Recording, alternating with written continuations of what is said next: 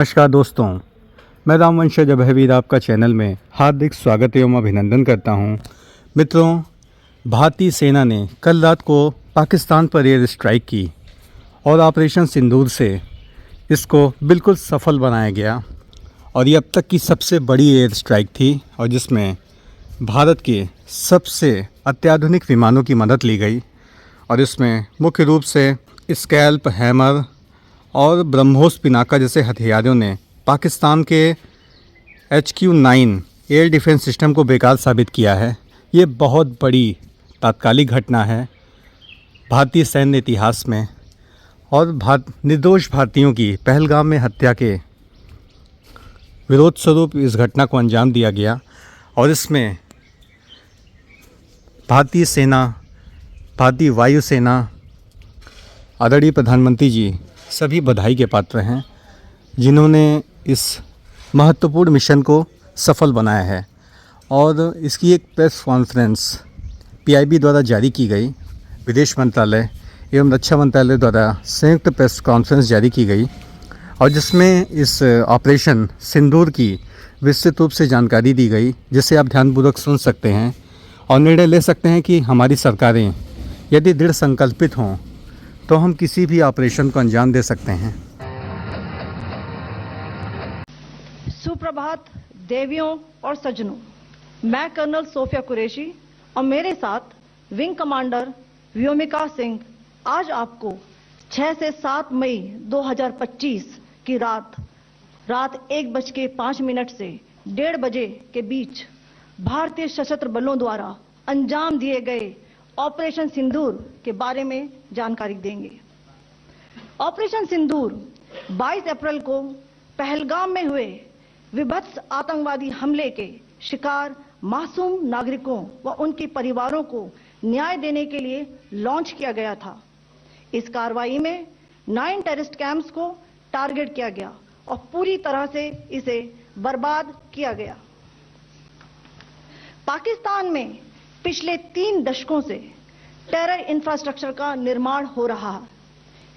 इसमें recruitment, indoctrination centres, training areas व launch pad शामिल थे जो पाकिस्तान और पाक अधिकृत जम्मू कश्मीर POJK दोनों में फैले हैं। Operation Sindoor was launched by Indian Armed Forces to deliver justice to the victims of Pahalgam terror attack and their families. 9 terrorist camps were targeted and successfully destroyed. Over the last 3 decades, Pakistan has systematically built terror infrastructure. It is a complex web of recruitment and indoctrination centers, training areas for initial and refresher courses, and launch pads for handlers. These camps are located both in Pakistan as well as Pakistan-occupied Jammu and Kashmir areas. Some of the well-known training camps are located, as you can see on the screen.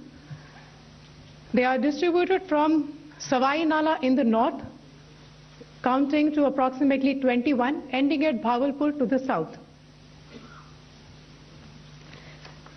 इन लक्ष्यों का चयन विश्वसनीय intelligence सूचनाओं के आधार पर हुआ ताकि आतंक गतिविधियों की रीढ़ तोड़ी जा सके और यह खास ध्यान दिया गया कि निर्दोष नागरिकों और सिविलियन इंस्टॉलेशन को नुकसान न पहुंचे।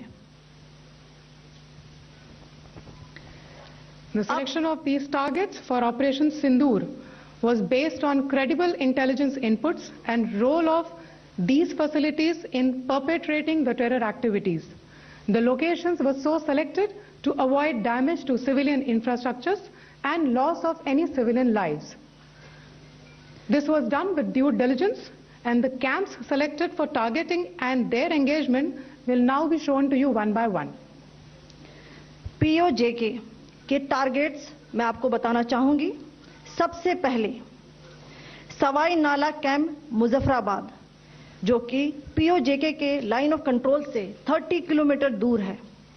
यह एक लश्कर तौयबा का ट्रेनिंग सेंटर था।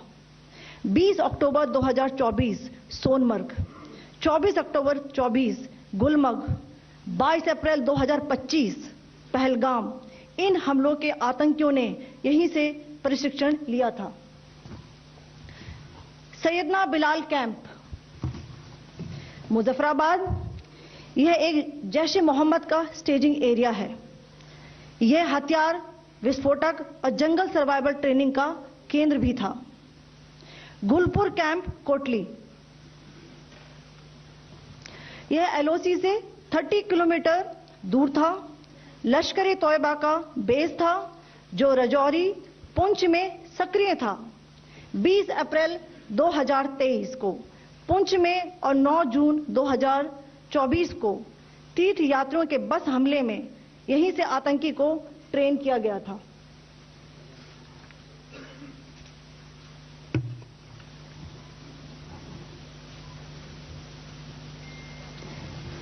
बरनाला कैंप, भिंबर, ये एलओसी से 9 किलोमीटर दूर है।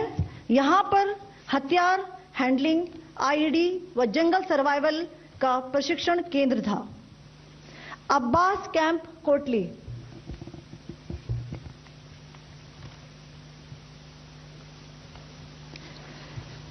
यह एलओसी से 13 किलोमीटर दूर है।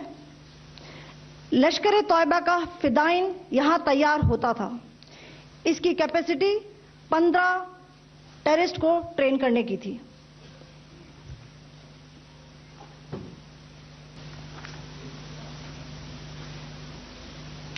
अब मैं पाकिस्तान के अंदर के टारगेट से अवगत कराना चाहूंगी। पहला, सर्जल कैंप, सियालकोट, यह अंतर्राष्ट्रीय सीमा से 6 किलोमीटर की दूरी पर है, सांबा कठुआ के सामने।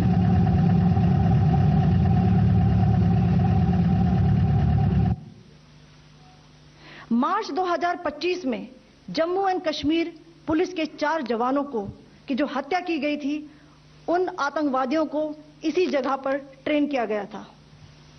दूसरा, महमूना जाया कैंप, सियालकोट, यह 18 से 12 किलोमीटर आईबी से दूर था। हिजबुल मुजाहिदीन का बहुत बड़ा कैंप था। यह कठुआ जम्मू क्षेत्र में आतंक फैलाने का नियंत्रण केंद्र था। पठानकोट एयरफोर्स बेस पर किया गया हमला भी इसी कैंप से प्लान और डायरेक्ट किया गया था। मरकज ताइबा, मुरीद के, यह आईबी से 18 से 25 किलोमीटर दूरी पर है। 2008 के मुंबई हमले के आतंकी भी यहीं से प्रशिक्षित हुए थे। टारगेट 10 हुआ, एंक्लोजर सेम ही है, 7 it is hit the target. हाँ हाँ,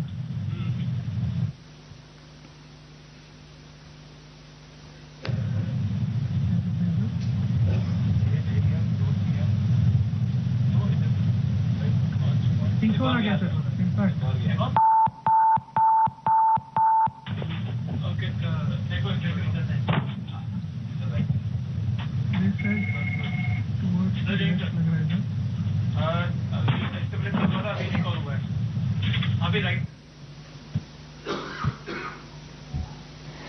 मरकज सुभान अल्लाह, भावलपुर, यह इंटरनेशनल बाउंड्री से 100 किलोमीटर दूर है। जैश ए मोहम्मद का मुख्यालय था।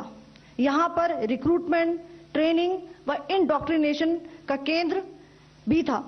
शीर्ष आतंकी अक्सर यहां आते थे।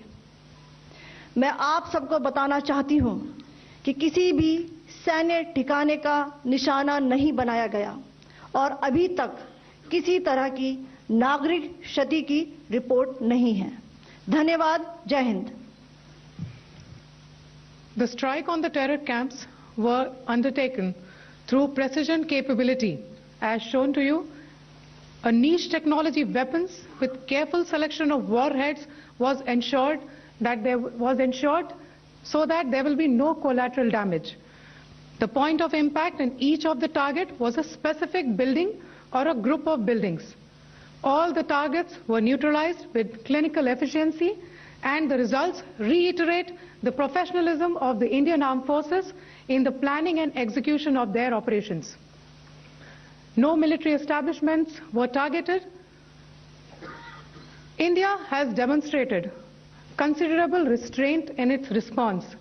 However, It must be said that the Indian Armed Forces are fully prepared to respond to Pakistani misadventures, if any, that will escalate this situation.